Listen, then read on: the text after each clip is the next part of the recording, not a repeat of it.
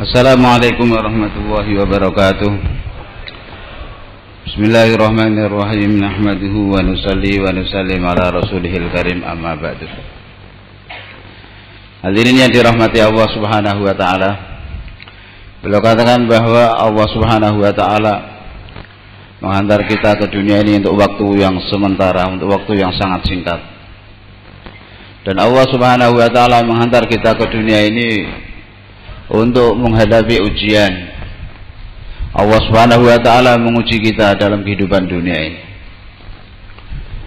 Allah subhanahu wa ta'ala meletakkan dalam diri manusia keinginan-keinginan nafsu. Dan Allah subhanahu wa ta'ala juga memberikan kepada manusia ahkamat, perintah-perintahnya. Disinilah letak ujian, yaitu siapa di antara manusia yang dalam kehidupan dunia ini mengikuti hawa nafsunya, mengesampingkan hukum-hukum Allah subhanahu wa ta'ala, dan siapa manusia yang dalam kehidupan dunia ini lebih mengutamakan perintah-perintah Allah subhanahu wa ta'ala daripada keinginan-keinginan hawa nafsunya. Orang yang di dunia ini mengikuti hawa nafsu, tidak menyempurnakan perintah-perintah Allah subhanahu wa ta'ala, maka besok pada hari kiamat semua keinginannya akan ditolak oleh Allah subhanahu wa ta'ala. Tidak ada satu keinginannya pun yang dipenuhi oleh Allah subhanahu wa ta'ala. Ratusan tahun, ribuan tahun telah berlalu, namun mereka tidak mendapatkan satu biji pun makanan untuk mereka makan. Dan ratusan ribuan tahun berlalu, mereka tidak mendapatkan satu tetes pun air untuk mereka minum. Mereka dalam keadaan lapar dan haus. Dan ribuan jutaan tahun berlalu, satu menit pun mereka tidak mendapatkan kesempatan untuk beristirahat, senantiasa di dalam siksaan dan azab Allah subhanahu wa ta'ala. Karena di dunia dia senantiasa mengikuti hawa nafsunya, tidak menyempurnakan perintah-perintah Allah subhanahu wa ta'ala, maka di akhirat tidak satupun keinginannya dipenuhi oleh Allah subhanahu wa ta'ala. Dan orang yang di dunia ini menyempurnakan perintah-perintah Allah subhanahu wa ta'ala, dia korbankan hawa nafsunya, dia pendam keinginan hawa nafsunya, dia lawan keinginan-keinginan hawa nafsunya dalam menyempurnakan perintah-perintah Allah subhanahu wa ta'ala, maka besok pada hari kiamat Allah subhanahu wa ta'ala akan menyempurnakan setiap keinginannya dengan kadar yang paling tinggi. Allah akan penuhi keinginan mereka. Mereka ingin di akhirat mendengarkan suara yang merdu, maka Allah subhanahu wa ta'ala perintahkan Nabi Daud alaihissalam untuk membaca Al-Quran. Maka suara Nabi Daud terkenal sangat merdu. Ketika beliau membaca Zabur saja dahulu, burung-burung yang sedang terbang langsung berhenti ikut mendengarkan suara bacaan Zabur. Ikan-ikan yang ada di sungai, ketika beliau membacanya di tepi sungai, maka ikan-ikan pun berhenti mendengarkannya. Maka bagaimana merdunya suara Nabi Daud alaihissalam. Kemudian kalau mereka ingin mendengar suara yang lebih merdu lagi, Allah subhanahu wa ta'ala perintahkan baginda Nabi Muhammad sallallahu alaihi wasallam untuk membaca surah Yasin. Maka Nabi sallallahu alaihi wasallam akan memperdengarkan kepada seluruh penghuni surga bacaan surah Yasin. Kemudian mereka ingin mendengar yang lebih merdu lagi, maka Allah subhanahu wa ta'ala sendiri yang membacakan Al-Quran, surah Ar-Rahman, di hadapan seluruh penghuni surga, sehingga setiap lafaz yang dibaca oleh Allah memunculkan cahaya. Cahaya itu kemudian turun menghujani seluruh penghuni surga, sehingga dengan terkena percikan-percikan cahaya yang datang dari atas itu, maka ketampanan mereka bertambah, dan kecantikan istri-istri mereka yang ada di istana-istana mereka juga bertambah. Ini Allah subhanahu wa ta'ala berikan kepada ahli surga ketika mereka di dunia menyempurnakan perintah Allah dan mereka mengorbankan keinginan-keinginan hawa nafsunya. Hadirin yang dirahmati Allah subhanahu wa ta'ala, beliau katakan bahwa dengan mengikuti hawa nafsu seorang merasakan kesenangan, kelezatan. Tapi kelezatan itu ibarat satu tetes air dibanding dengan siksaan dan azab yang Allah SWT akan berikan kepadanya di akhirat nanti. Siksaan, azab, akibat dari dia melakukan dosa karena mengikuti hawa nafsu itu ibarat lautan. Kelezatan maksiat itu hanyalah satu tetes saja dibanding dengan azab itu.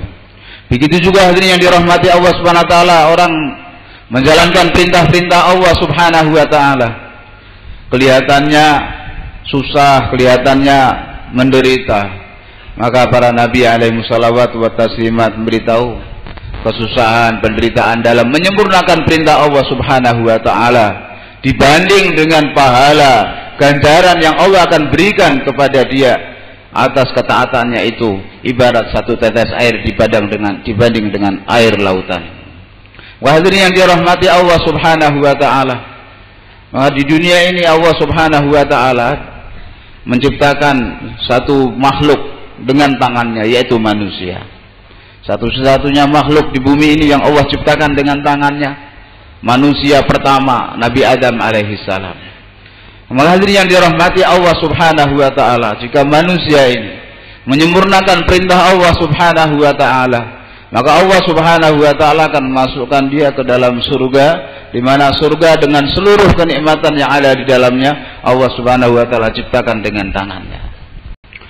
Hadirin yang dirahmati Allah Subhanahu wa taala, orang yang di dunia ini maksiat kepada Allah Subhanahu wa taala, ingkar kepada Allah dan mati dalam kekufuran, sebentar dia hidup di dunia, tapi di akhirat akan selama-lamanya di dalam azabnya Allah Subhanahu wa taala. Dan orang yang beriman, sebentar dia dalam kehidupan dunia ini beriman kepada Allah, taat kepada Allah Subhanahu wa taala, meninggal dalam keadaan iman, maka dia akan masuk surga untuk selama-lamanya. Nah, hadirin yang dirahmati Allah Subhanahu wa taala, di sana Allah Subhanahu wa taala akan berikan surga dengan seluruh kenikmatannya. Istana paling kecil yang Allah Subhanahu wa taala akan berikan kepada ahli surga 10 kali lipat dunia ini. Padahal dunia ini buminya saja, hadirin yang dirahmati Allah Subhanahu wa taala, itu 190 juta. 190 juta meter persegi perdaratan dan lautan, 10 kali lipatnya. Itu surga yang paling kecil yang Allah akan berikan kepada orang yang meninggal dunia dengan beriman yang paling kecil. Dan di sana Allah Subhanahu wa taala akan berikan kepada ahli surga minuman. Sebagian diberi minum oleh para malaikat, sebagian diberi minum oleh Nabi sallallahu alaihi wasallam, sebagian diberi minum oleh Allah Subhanahu wa taala sendiri. Hadirin yang dirahmati Allah Subhanahu wa taala, dalam Al-Qur'an Allah Subhanahu wa taala firmankan bahwa kami yang tahu, kalian tidak tahu. Allah Subhanahu wa taala yang Maha tahu di manakah letak kebahagiaan manusia. Dan di mana dan apa saja yang menyebabkan manusia gagal, itu Allah Subhanahu wa taala tahu. Bahkan dalam setiap benda yang ada di dunia ini, mana yang bermanfaat, mana yang madarat, Allah Subhanahu wa taala tahu. Dalam setiap benda itu ada dua kemungkinan, apakah dia mendatangkan manfaat untuk manusia ataukah mendatangkan madarat untuk manusia. Tapi kapan benda itu mendatangkan manfaat, hanya Allah yang tahu. Kapan benda itu akan mendatangkan madarat, Allah saja yang tahu. Begitu juga obat-obatan. Kapan obat-obatan bermanfaat bagi manusia, Allah Subhanahu wa taala yang Maha tahu. Kapan obat-obatan ini memberikan bahaya kepada manusia, Allah Subhanahu wa taala saja yang tahu. Semua manusia di dunia ini enggak ada yang tahu. Dan di mana letak kebahagiaan, kejayaan, manusia enggak ada yang tahu. Orang Amerika, orang Rusia, orang Cina, orang Jepang, orang India, orang Pakistan, orang Indonesia, orang dunia ini enggak ada yang tahu. Yang tahu hanya Allah Subhanahu wa taala. Dan Allah Subhanahu wa taala beritahukan kepada manusia melalui firman-Nya di dalam Al-Qur'an. Kebahagiaan, kejayaan itu bukan dalam terkumpulnya harta benda, pangkat dan jabatan. Hadirin yang dirahmati Allah Subhanahu wa taala, baginda Nabi sallallahu alaihi wasallam jika di rumahnya masih ada rupiah, masih ada koin uang, maka beliau tidak akan tidur di rumahnya. Beliau tidak akan tidur sebelum uang itu dibagikan kepada orang. Satu ketika datang harta kepada beliau, digunakan untuk membayar hutang-hutang. Masih tersisa.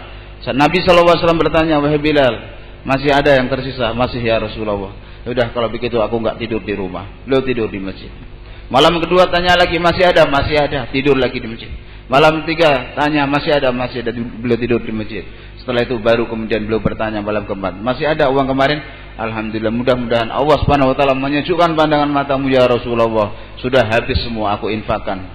Hadirin yang dirahmati Allah Subhanahu wa taala, Sayyidina Umar radhiyallahu taala anhu di zaman beliau menjadi khalifah, ketika harta datang kepada beliau, maka beliau menangis menjerit-jerit. Hadirin yang dirahmati Allah Subhanahu wa taala, hari ini kita menganggap kebahagiaan dalam terkumpulnya harta, padahal kejayaan dan kebahagiaan bukan di dalam hal itu.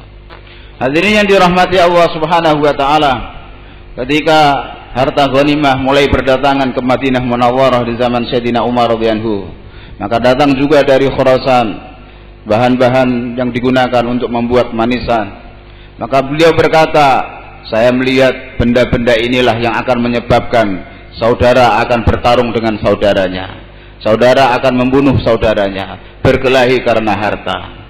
Nah, hadirin yang dirahmati Allah Subhanahu wa taala, Allah meletakkan kebahagiaan kejayaan bukan dalam harta benda, tapi Allah meletakkannya di dalam agama. Ketika Sayyidina Umar radhiyallahu pergi ke Syam untuk mengambil kunci Baitul Maqdis, ketika itu beliau sampai di sana, beliau membawa sandalnya sendiri karena banyak air yang menggenang yang dilewati, sehingga sandal beliau dilepas, beliau ambil dengan tangannya, dipegang dengan tangannya. Kemudian barang-barang beliau juga beliau bawa sendiri, dan beliau waktu itu memegang tali kendali ontanya. Maka gubernur beliau yang ada di sana, Sayyidina Abu Ubaidah bin Al-Jarrah radhiyallahu taala anhu berkata kepada beliau, wahai Amir Mu'minin, apa-apa ini? Engkau melakukan sesuatu yang bikin malu. Engkau Amirul Mukminin, enggak selayaknya berbuat seperti ini. Maka Sayyidina Umar radhiyallahu ta'ala berkata, wahai Abu Ubaidah, seandainya bukan kamu yang berkata seperti itu kepadaku, sudah aku hajar dia sehingga babak belur. Maka hadirin yang dirahmati Allah Subhanahu wa taala, beliau kemudian mengatakan, wahai Abu Ubaidah, kita dulu adalah suatu kaum yang hina, kemudian Allah Subhanahu wa taala memuliakan kita dengan Islam. Kalau sekarang ini kita mencari kemuliaan dalam suatu selain Islam, maka Allah akan menghinakan kita kembali seperti dulu. Hadirin yang dirahmati Allah Subhanahu wa taala, kebahagiaan dan kejayaan umat manusia dunia dan akhirat Allah Subhanahu wa taala letakkan di dalam agama. Dan apabila agama ada dalam kehidupan umat manusia, Allah Subhanahu wa taala akan menciptakan keadaan yang baik. Sebagaimana seluruh benda Khaliknya adalah Allah, begitu juga seluruh keadaan Khaliknya adalah Allah Subhanahu wa ta'ala. Jika amal manusia baik, keadaan yang Allah akan turunkan baik. Amal manusia rusak, maka keadaan yang Allah Subhanahu wa ta'ala turunkan keadaan yang tidak baik. Jika satu keluarga amalannya baik, maka Allah Subhanahu wa ta'ala akan memperbaiki keadaan satu keluarga itu. Hadirin yang dirahmati Allah Subhanahu wa ta'ala, inilah keyakinan pertama yang harus kita tanamkan dalam hati kita, bahwa manfaat madarat di tangan Allah Subhanahu wa ta'ala, kebahagiaan kejayaan di dalam genggaman Allah Subhanahu wa ta'ala. Dialah pemilik alam semesta ini, dialah satu-satunya raja yang merajai, yang menguasai semua yang ada di alam semesta ini. Hadirin yang dirahmati Allah Subhanahu wa ta'ala, keyakinan harus kita tanamkan dalam hati kita. Kebahagiaan dan kejayaan kita, kesuksesan kita ada dalam genggaman Allah Subhanahu wa ta'ala. Hadirin yang dirahmati Allah Subhanahu wa ta'ala, maka kita dapat pelajaran dari azan yang dikumandangkan muadzin. Di pelajaran iman, muadzin dia menyerukan kebesaran Allah Subhanahu wa ta'ala. Ketika dia mengumandangkan azan, dia tutup kedua telinganya. Maka apa artinya, wahai ahli dunia, wahai seluruh umat manusia di seluruh dunia, ucapan kalian, omongan kalian itu enggak layak untuk didengar. Yang layak didengar ini apa yang akan saya serukan ini. Inilah kebahagiaan kejayaan kalian. Apa yang kalian serukan itu tidak mendatangkan kebahagiaan kejayaan. Hadirin yang dirahmati Allah Subhanahu wa ta'ala, maka muadzin pertama memandangkan Allahu Akbar 4 kali. Allahu Akbar, Allahu Akbar, Allahu Akbar, Allahu Akbar. Allah Maha Besar, Allah Maha Besar, Allah Maha Besar, Allah Maha Besar. Maksud muadzin mengumandangkan 4 kali Allahu Akbar, para ulama mengatakan karena Allah Subhanahu wa ta'ala telah menciptakan alam semesta ini dari 4 unsur, dari api, dari angin, dari udara, dari angin, dari api, dari tanah dan air. Salah satu yang pertama adalah angin. Allah Subhanahu wa taala telah menciptakan angin, dan hadirin yang dimuliakan Allah Subhanahu wa taala, tidak ada satu kekuatan pun di dunia ini yang bisa melawan angin. Allah Subhanahu wa taala pernah menggunakan kekuatan angin untuk menghancurkan satu kaum yang sangat kuat dahulu, kaum 'Ad. Allah Subhanahu wa taala ketika membuat keputusan untuk menghancurkan kaum 'Ad, Allah perintahkan malaikat, wahai malaikat, keluarkanlah angin dari khazanahku, lubangi, aku ingin menghantar angin untuk menghancurkan mereka. Malaikat bertanya, seberapa besar ya Allah? Sebesar lubang hidung lembu? Jangan. Sebesar lubang hidung lembu kamu buka, maka seluruh dunia ini akan hancur berantakan. Maka seberapa kecil saja, satu lubang jarum saja, maka angin dikeluarkan dari khazanah Allah Subhanahu wa taala. Namun angin itu biring sorsorin atiyah, angin yang tidak bisa dikendalikan oleh malaikat. Malaikat sendiri nggak bisa mengendalikannya, lepas kendali. Hanya angin itu membabi buta sendiri. Hadirin yang dirahmati Allah Subhanahu wa taala, Allah Subhanahu wa taala menghantar angin itu kepada mereka. Sab'a layali wa thamaniyata ayyam, 7 hari 8 malam terus menghancurkan mereka sehingga seluruhnya jatuh tersungkur, terkapar di atas permukaan bumi, semuanya binasa, mati. Hadirin Allah Subhanahu wa taala. Padahal mereka adalah kaum yang Allah Subhanahu wa taala katakan, aku tidak pernah menciptakan kaum sehebat mereka, sekuat mereka. Namun karena mereka tidak taat kepada Allah Subhanahu wa taala, Allah hancurkan mereka. Mereka punya kekuatan yang dengan kekuatannya itu, dengan tangannya mereka bisa mencabut pohon-pohon kurma. Hadirin yang dirahmati Allah Subhanahu wa taala. Namun karena mereka tidak taat kepada Allah Subhanahu wa taala, Allah hancurkan mereka dengan angin. Hadirin yang dirahmati Allah Subhanahu wa taala, dan Allah Subhanahu wa taala menampakkan kekuatannya di dalam air. Satu ketika Allah Subhanahu wa taala hancurkan kaum Nabi Nuh alaihi salam dengan air. Hadirin Allah Subhanahu wa taala, Nabi Nuh alaihi salam dakwah 950 tahun. Dakwah sedikit yang beriman. Akhirnya Allah Subhanahu wa taala buat keputusan untuk mengadab mereka yang tidak beriman. Allah mengadab mereka dengan air. Air turun dari langit dan air keluar dari dalam bumi. Wa farat tanur, keluar dari dapur-dapur, dari tungku-tungku pun mengeluarkan air, sehingga seluruh permukaan bumi terjadi banjir. Ketika itu Nabi Nuh alaihi salam, beliau punya 3 putranya beriman, 1 putranya Kanan tidak beriman. Dia lari mendaki gunung, diseru oleh Nabi Nuh alaihi salam, wahai anakku, kemari ikut aku, bertobatlah, berimanlah, naik ke atas kapal bersamaku, kamu akan selamat. Anaknya berkata, tidak wahai ayah, aku akan mendaki gunung. Gunung ini akan menyelamatkan aku, akan menjaga aku, melindungi aku daripada banjir ini.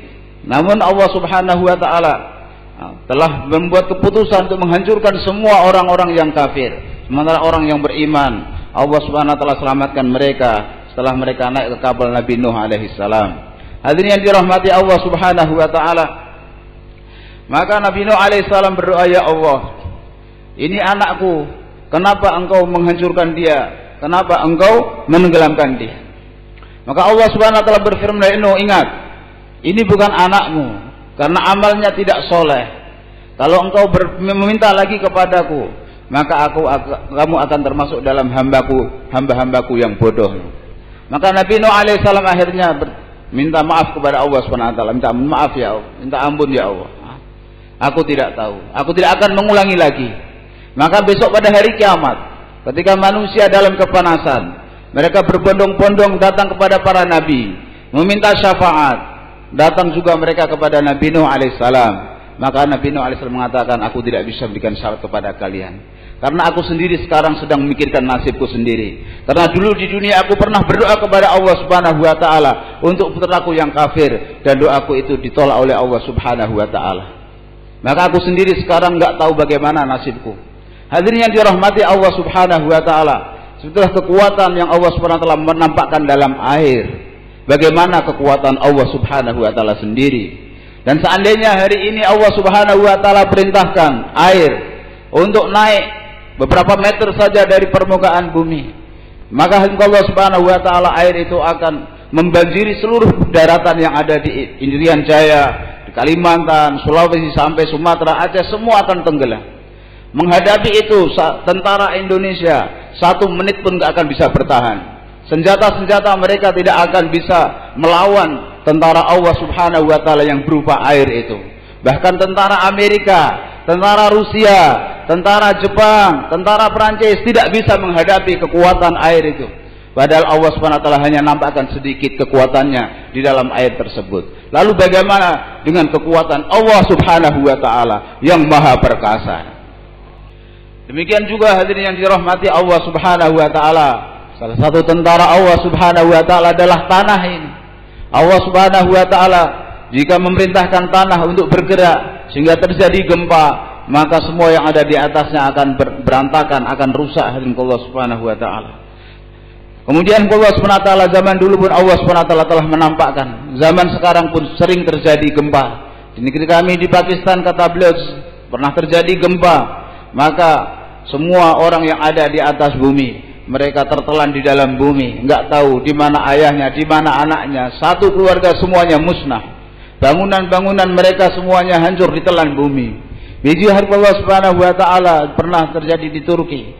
Mereka memiliki gedung-gedung yang mereka katakan sebagai anti bom. Dibom berkali-kali nggak akan runtuh. Ketika Allah Subhanahu wa taala perintahkan, wahai malaikat, gerakkan bumi supaya gempa, maka bangunan-bangunan itu pun ditelan oleh bumi, dan semua manusia yang ada dalamnya pun ditelan oleh bumi. Hadirin yang dirahmati Allah Subhanahu wa taala, ini sedikit kekuatan Allah Subhanahu wa taala Allah tampakkan, maka manusia tidak bisa menghadapi murka Allah Subhanahu wa taala. Nggak bisa bertahan meskipun hanya 1 menit, 1 detik, mereka nggak bisa bertahan menghadapi murka Allah Subhanahu wa taala. Hadirin yang dirahmati Allah Subhanahu wa taala, api ini juga satu tentara Allah Subhanahu wa taala, satu makhluk Allah Subhanahu wa taala yang bergerak sesuai dengan perintah Allah Subhanahu wa taala. Satu kaumnya Nabi Shu'aib alaihissalam, Ashabul Aikah, mereka menentang Allah Subhanahu wa taala, tidak taat kepada Allah. Allah azab mereka dengan mendatangkan panas kepada mereka. Maka di mana-mana mereka merasakan kepanasan. Tambah mandi tambah panas. Begitu mandi tambah panas. Mereka pergi ke pantai panas, dalam rumah kepanasan, di luar rumah kepanasan.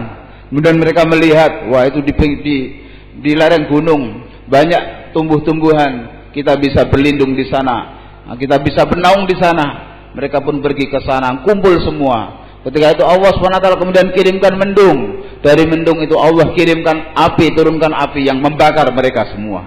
Hadirin yang dirahmati Allah Subhanahu wa taala, Allah yang pada waktu itu maha berkuasa, maha perkasa, hari ini juga tetap Allah maha kuasa, maha perkasa.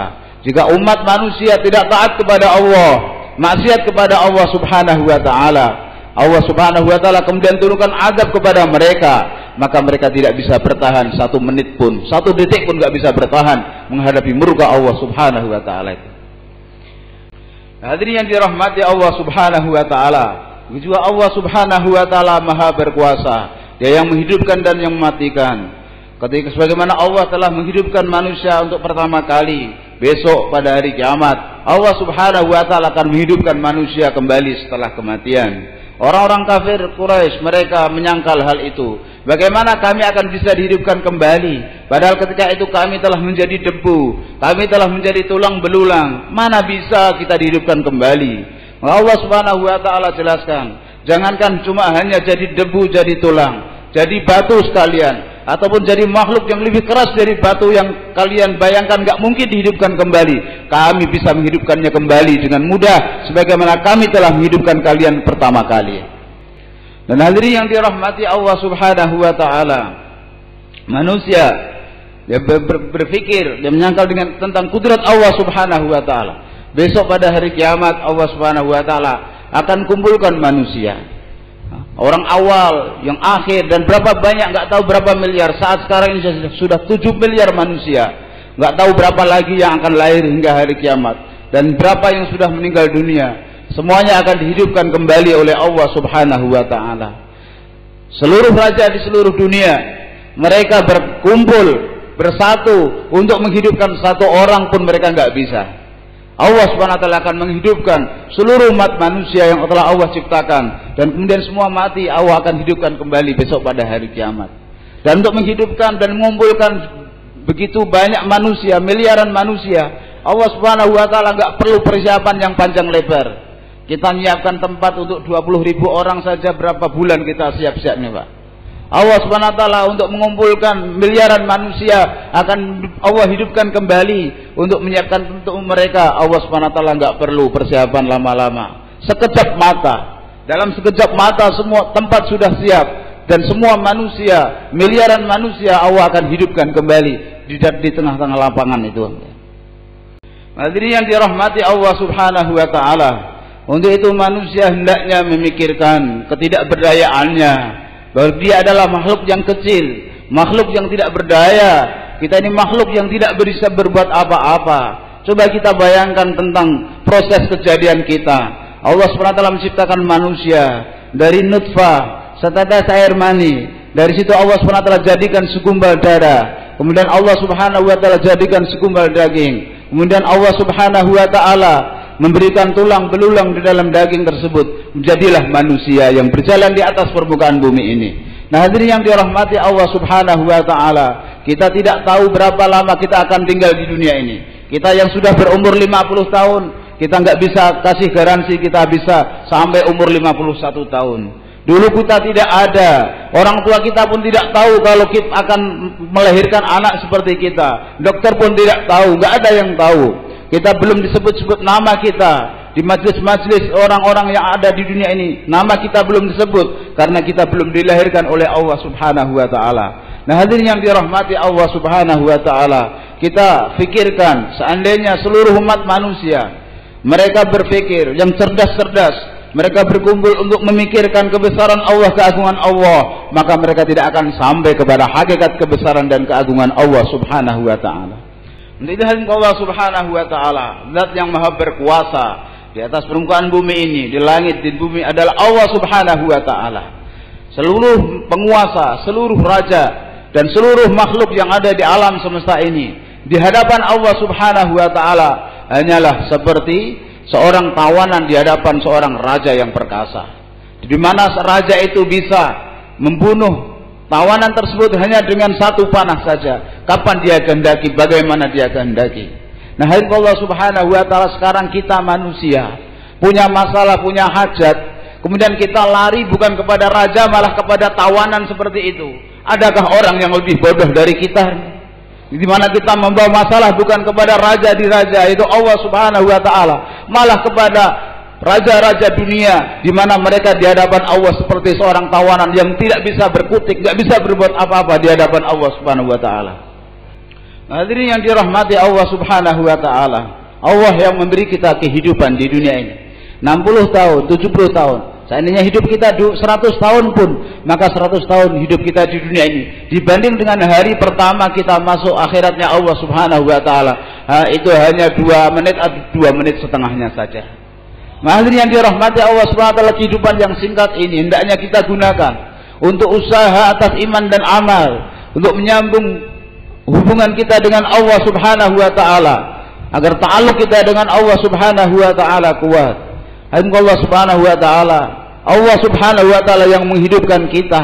Allah Subhanahu wa taala yang memberi kepada kita kekuatan. Dialah yang memberi kita kemudahan. Dialah yang memberi kita segala sesuatu yang ada di dunia ini. Dan besok di akhirat, kalau di dunia ini kita usaha atas iman dan amal, Allah akan masukkan kita ke dalam surga. Dan kemudian di sana Allah akan ganti badan kita, bukan badan seperti di dunia ini. Di dunia ini badan kita, jasad kita penuh dengan kotoran. Sebentar lagi akan keriput, sebentar lagi akan tua. Di akhirat akan selama-lamanya. Hadirin yang dirahmati Allah Subhanahu wa taala, maka kehidupan yang kekal di akhirat Allah Subhanahu wa taala dengan penuh kenikmatan, dengan segala kenikmatannya Allah akan berikan kepada kita, asal di dunia kita ini usaha mendekatkan diri kepada Allah Subhanahu wa taala, menjalin ta'alluq dengan Allah Subhanahu wa taala. Hadirin yang dirahmati Allah Subhanahu wa taala, jika Allah Subhanahu wa taala murka kepada kita karena kita meninggalkan Allah Subhanahu wa taala, sibuk dengan makhluk, sibuk dengan dunia, maka seluruh pemerintahan, seluruh negara yang ada di alam dunia ini tidak akan bisa memperbaiki keadaan. Pemerintahan kita, bahkan pemerintahan 265 negara di dunia ini, mereka bersatu, mereka bermusyawarah untuk memperbaiki keadaan namun amal manusia rusak sehingga Allah Subhanahu wa taala menurunkan musibah, maka mereka tidak bisa memperbaiki keadaan-keadaan yang rusak itu. Jadi hadirin yang dirahmati Allah Subhanahu wa taala, hanya ada satu jalan untuk memperbaiki keadaan, yaitu kita menjalin hubungan yang baik dengan Allah Subhanahu wa taala, taat kepada Allah Subhanahu wa taala. Jadi Allah Subhanahu wa taala yang bisa memperbaiki keadaan. Selain Allah tidak ada yang bisa memperbaiki keadaan. Allah memperbaiki keadaan bergantung dengan amal kita. Jadi jika amal kita baik, maka Allah akan memperbaiki keadaan kita. Jika amal kita rusak, maka Allah akan menurunkan keadaan-keadaan yang tidak baik. Dalam amal manusia itu ada khasiatnya. Sebagaimana Allah meletakkan khasiat di dalam besi, Allah meletakkan khasiat di dalam api, Allah meletakkan khasiat di dalam benda-benda yang ada di dunia ini. Begitu juga amal manusia itu punya khasiat. Khasiatnya apa? Jika amal baik keluar dari manusia, maka khasiatnya Allah SWT akan menurunkan keadaan yang baik kepada manusia.